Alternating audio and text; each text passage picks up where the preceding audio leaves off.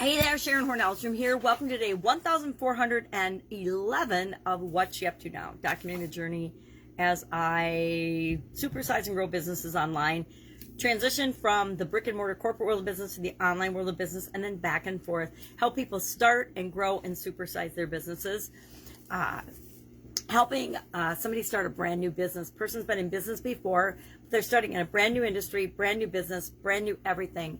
And we are documenting that journey. I think we're going to document. I think we're going to record it. I have mixed feelings about it, but I'd rather record it and not use it than not record it and not have the information. Because I think it's valuable information for other people to realize that some of the things you have to do to start a business and really get the foundation built are mundane and boring, but they have to be done. And you cannot do them, but then at some point you're going to come back and you're going to put and build those foundational steps.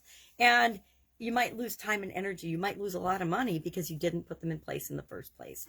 So that's one thing that we're working on at the end of this year. Over the next 3 weeks, we will we'll absolutely definitely have that whole business up and running and have made money in it. So today, walk on thin ice was our idiom for supersize your business. And I totally forgot to share the origin of it. I have it, I researched it, but I just forgot to talk about it because sometimes I forget to review my notes before I start talking, and that means I go off on tangents and I don't always cover what I'm going to cover. But it's a Ralph Waldo Emerson is where it was first written and shared. So I feel bad when I forget to share that because I think that is something people can relate to if they know when and where it's from.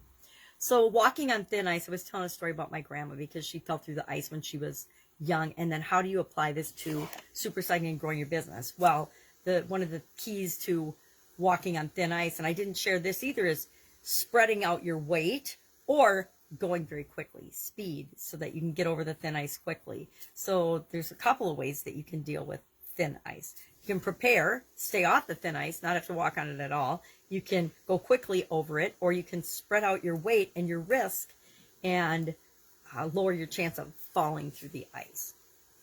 So that was our idiom for supersize your business today. We're doing winter, Christmas, end of the year idioms for the month of December with my little reindeer bear that my sister gave me. Every year she gives me the Godiva bear, and this year he is dressed as a reindeer. So he's got a little Christmas scarf and a bag of chocolates, but I'm sure will be delicious, but I'm saving them for Christmas. Our annual challenge today, and we're nearing the end. I always get a little sad as we get toward the end of our annual challenge, but I've already got an idea for what I want to do next year. So a couple things I need to do in order to make sure that happens, which I should make myself a note to do that today, but I will. We won't be using these little journal books. We'll be using something different and doing something very different next year. It'll be a little more required than just reading a quote and thinking about it or doing a little activity or a target every single day. It's going to be a little more in depth. It's our 5th year, so I think we can step it up a notch and do something more than just warming up my voice with it every day. So we'll do that. It's going to be different. It's going to be fun, but you're going to want to commit to doing a little thing every day to have a huge impact on your life. And we'll talk about that a little more down the road. But today it was about drinking deeply, and it's supposed to be drinking deeply from the well of knowledge, not drinking cocktails deeply, but it was talking about a little learning can be dangerous. So, go ahead, dive in, learn a lot about something that you're interested in or curious about. Our Get Up and Go challenge today, we introduced and shared the SOAP framework, which is the basis of the entire Get Up and Go challenge. I found this soap at my friend's spa, and it's called Soapy Sisters Relax. And so I actually wrote backwards soap on there for the SOAP framework this time through. And we just talked about what is the framework, and that, frameworks and processes, pretty much anything we want can be broken down into a 4 or 5 step process, sometimes 6 if you want to get complicated.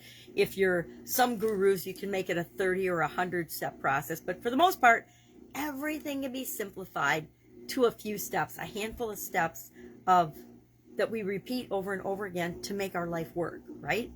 So we shared the SOAP framework. You can watch that and join us for free on the Get Up and Go challenge page. It's a Facebook page, or there is a private group, a Facebook group by the same name, Get Up and Go challenge, where all of the previous challenges are housed. That's where they all are. So you can go back and you can listen to any of the previous 9 challenges or this 10th challenge in guides. So they're all organized in order. So you can just go in and listen to them, and they're easy to find. Or you can search if there's a special topic or idea or question you have. You can go in there and you can search that. And it's got, let's see, 10 times 30. It's got at least 300 some videos in there. Plus, I did at least 4 different 30-day or so interim things when I wasn't doing the challenge over the last 2 years since COVID started. In between, I would do things like No Nonsense November. In November of 2020, I covered a tool a day. In this last November, I just covered a huge life lesson learned, something I'd want to pass on to my granddaughters if I was able to pass on some wisdom and only 30 pieces of wisdom.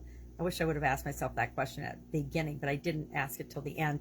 What would be those 30 pieces of information I would share? I just randomly woke up and picked a life lesson every morning and just talked about that. But if I do it again, I will ask myself the question at the beginning of the month, what are the 30 biggest lessons I want to share? And that's what I would share in the 30 lessons. Probably covered many of them. 80-20 rule. I seem to live by that. But it doesn't mean I got all of the ones that I would want to share. That's it. That's all I've got today. I'm running very, very late. It's Christmas, it's holidays, it's a season of mixing up our schedules, and so I am not immune to that. Go out, make it an awesome day. If I can help you in any way, ask. Otherwise, see you tomorrow. Bye.